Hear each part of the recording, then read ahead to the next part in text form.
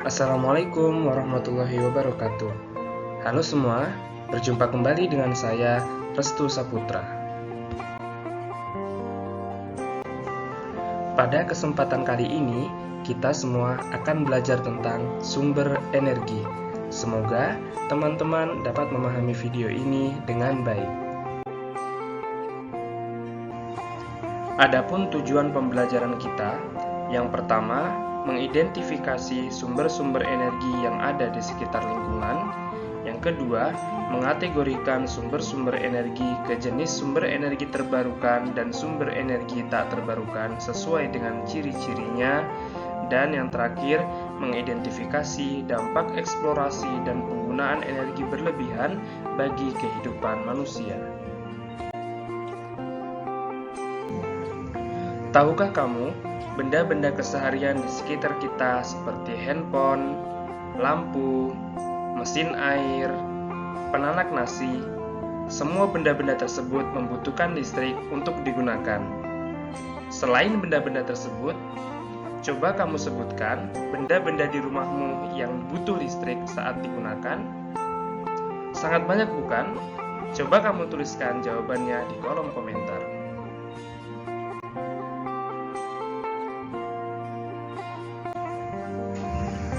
Ketergantungan kita terhadap benda-benda keseharian yang menggunakan listrik pada saat ini sangatlah besar.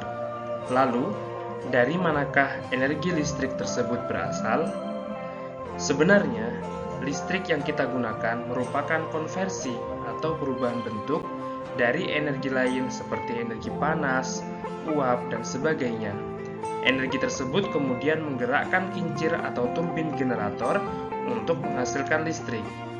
Namun, terdapat juga sumber energi lain seperti panas matahari yang dapat menghasilkan listrik tanpa menggunakan kincir atau turbin generator.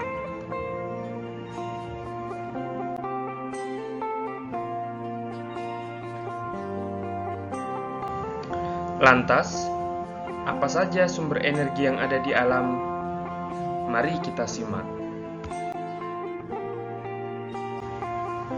Menurut Peraturan Pemerintah Nomor 79 Tahun 2014 tentang Kebijakan Energi Nasional, sumber energi adalah segala sesuatu yang dapat menghasilkan energi, baik secara langsung maupun melalui proses konversi atau transformasi.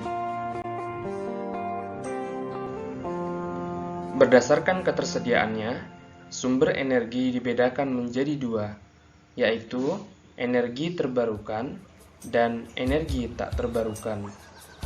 Sumber energi terbarukan adalah energi yang bersumber dari alam yang prosesnya berkelanjutan, jumlahnya melimpah dan selalu tersedia. Sedangkan sumber energi tak terbarukan adalah energi yang berasal dari sumber daya alam yang jumlahnya terbatas, waktu pembentukannya butuh jutaan tahun dan prosesnya tidak berkelanjutan, sehingga pada saatnya bisa habis karena terus digunakan, sementara butuh waktu yang lama untuk menggantikannya. Berikut ini adalah contoh sumber energi terbarukan. Yang pertama, panas bumi. Di tahun 2018, Indonesia sudah bisa menghasilkan energi listrik dari panas bumi sebesar 1948 MW. Padahal, potensi yang dimiliki Indonesia bisa mencapai 29.544 MW. Sumber energi panas bumi dimanfaatkan melalui pembangkit listrik tenaga panas bumi. Selanjutnya, ada sumber energi terbarukan sinar matahari, dimanfaatkan sebagai pembangkit listrik tenaga surya. Di Indonesia sendiri, PLTS belum banyak. Ada beberapa, di antaranya adalah PLTS di Karangasem, Bali, dan PLTS di Maluku, NTT. Kemudian ada sumber energi angin, dimanfaatkan dalam pembangkit listrik tenaga bayu. Indonesia memiliki sumber energi angin yang menguntungkan karena berada di kepulauan, dilewati garis khatulistiwa, terdapat banyak pantai dan dataran tinggi. Lalu, ada sumber energi terbarukan air, dimanfaatkan untuk pembangkit listrik tenaga air.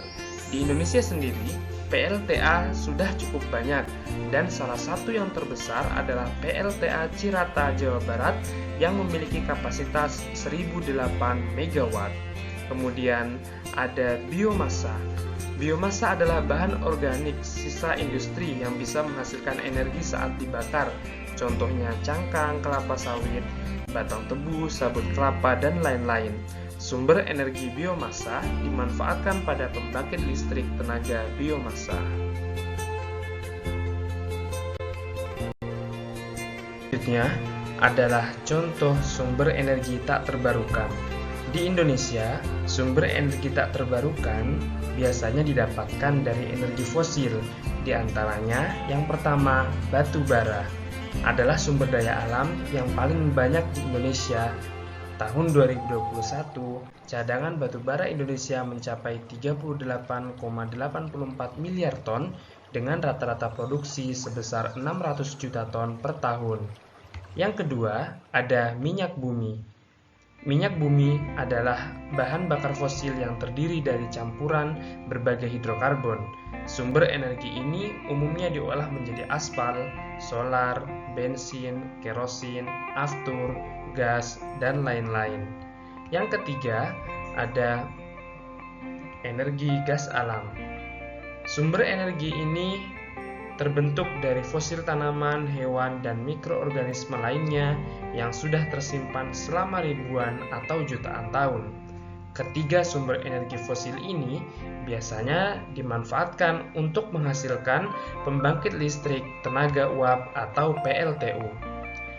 Yang keempat, ada nuklir. Pembangkit listrik tenaga nuklir atau disingkat dengan PLTN. Di Indonesia sendiri, energi nuklir belum terlalu dieksplor sebagai pembangkit listrik. Sejauh ini hanya ada 3 reaktor nuklir di Indonesia yang ditujukan bukan sebagai PLTN, melainkan sebagai reaktor penelitian. Seiring waktu, sumber energi yang tidak ramah lingkungan dan pengolahannya akan menghasilkan sisa buangan berupa karbon yang merupakan salah satu penyebab terjadinya gas rumah kaca. Dampak penggunaan dan eksplorasi berlebihan terhadap energi dengan masalah lingkungan itu saling berkaitan. Berikut ini beberapa contohnya. Yang pertama, emisi polutan udara dari pembakaran bahan bakar fosil adalah penyebab utama polusi udara di perkotaan. Kemudian, bahan bakar fosil yang terbakar juga merupakan kontributor utama emisi gas rumah kaca. Selanjutnya, masalah polusi air yang beragam dikaitkan dengan penggunaan energi. Salah satu masalah yang cukup sering terjadi adalah tumpahan minyak di laut. Kemudian, terdapat perubahan aliran air tanah yang dihasilkan oleh operasi penambangan, sering membawa air yang tidak tercemar ke dalam kontak dengan bahan mineral tertentu yang akan menyebabkan terjadinya pencemaran air. Oleh karena itu, mari jaga lingkungan, hemat energi. Setelah melihat tayangan tadi, ayo bersama kita lakukan evaluasi dan refleksi untuk melihat sejauh mana kalian paham dengan materi yang telah disampaikan. Silahkan scan barcode di samping menggunakan smartphone yang kalian miliki dan kerjakan evaluasi di dalamnya. Demikian materi kita pada hari ini. Sampai jumpa dan terima kasih.